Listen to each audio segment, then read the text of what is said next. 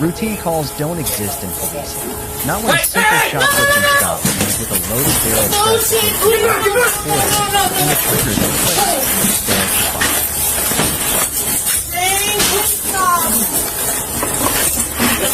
Without warning, Newman turned his body, reached into a pouch, and pulled out a handgun. He raised the weapon and aimed it directly at the officer at point-blank range. In that moment, the officer...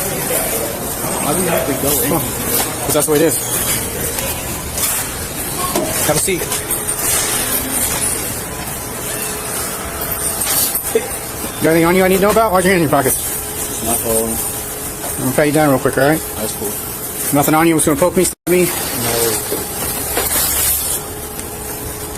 It's just, just take them out, didn't you? Okay, go ahead, have a seat. Nothing on you that I need to know about? I do have this, this stolen bag. What's in there? They only pay for the card. Yeah. Go ahead and see for me. Anything else in there I should know about, my man? After arriving at the store, officers made their way into the loss prevention office, where two suspects were being detained for allegedly stealing merchandise. One of them was 21-year-old Shane Charles Lamar Newman. The situation appeared calm, controlled, and exactly how hundreds of theft investigations usually begin. But within seconds, that calm would vanish. I'll do one right back.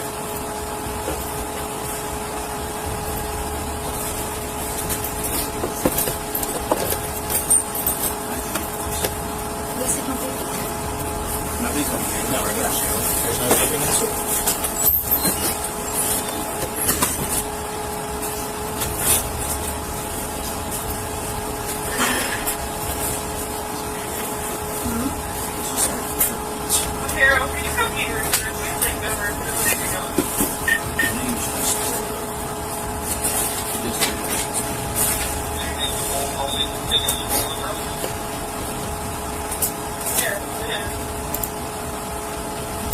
Man, what's your social? Katarina? Right.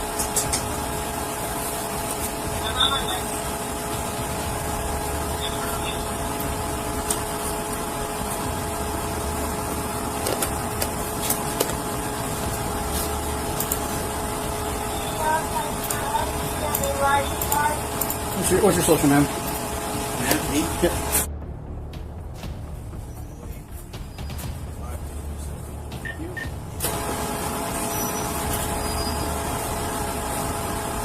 What's your name? What's up? What's your name? Xavier. Xavier what? What do I have to give my class? Because, my man, if you don't cooperate, I'm going to put you in handcuffs. Xavier Rose. I'll give you my real social. I figured that was not right. 301. Well, thank you for that. Are we going to jail? Well, if something crazy happens.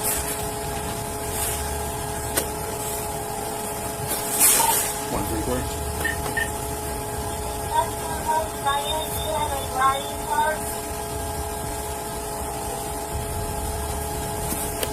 Last one, re-identify, go ahead. It's 193. I got two SSNs. When you're ready. Go ahead.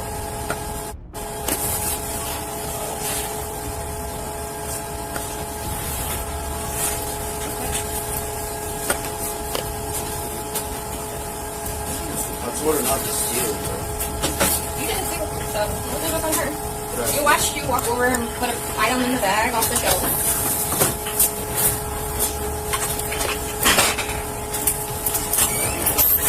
Please. 5550.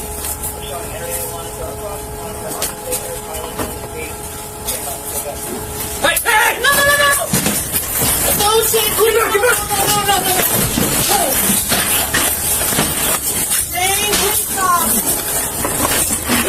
Without warning, Newman turned his body, reached into a pouch, and pulled out a handgun. He raised the weapon and aimed it directly at the officer at point-blank range.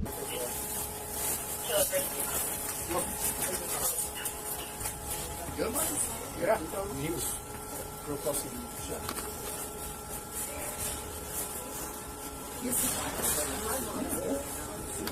Come over here. Pat him down to hit that. You want her in a cruiser? Yes. That's my stuff. We'll get it for you. We'll get it. Okay. It is? Good.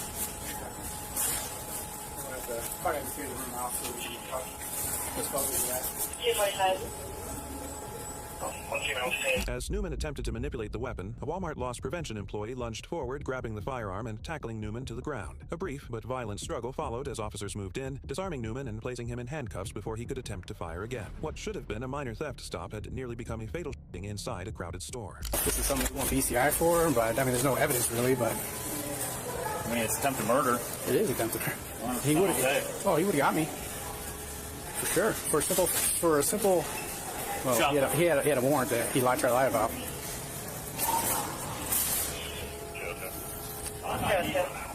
Yeah.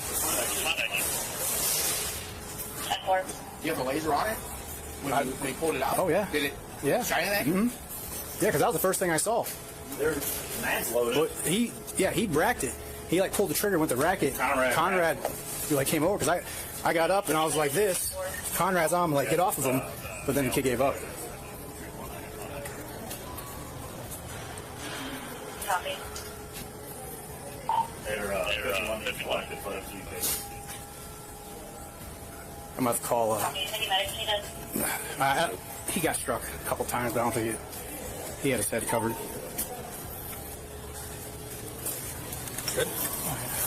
Good. What happened? He pointed right at my face and pulled the trigger. Where'd he go? Under the seat. The date was December 18th, 2025. For the officers of the Canton Police Department in Ohio, the shift began like any other winter evening.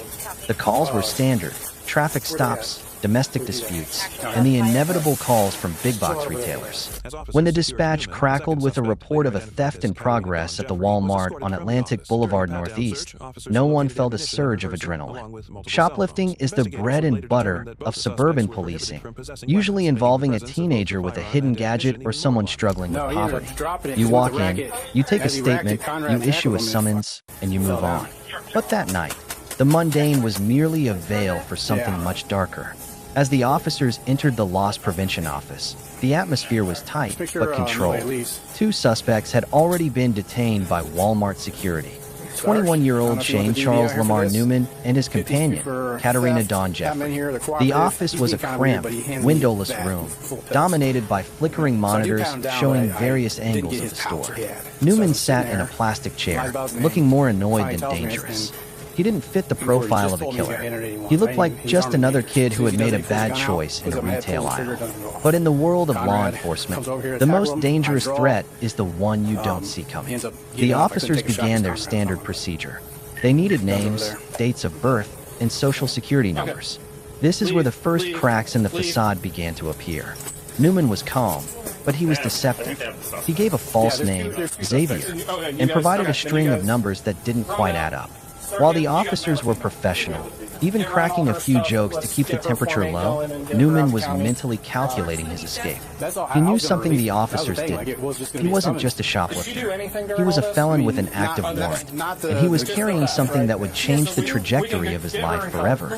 The tension in a small room is a physical thing. You can feel it in the way a suspect shifts their weight or the way they avoid eye contact. Newman was playing a high-stakes game of poker. An officer performed a cursory pat-down, feeling for bulky weapons.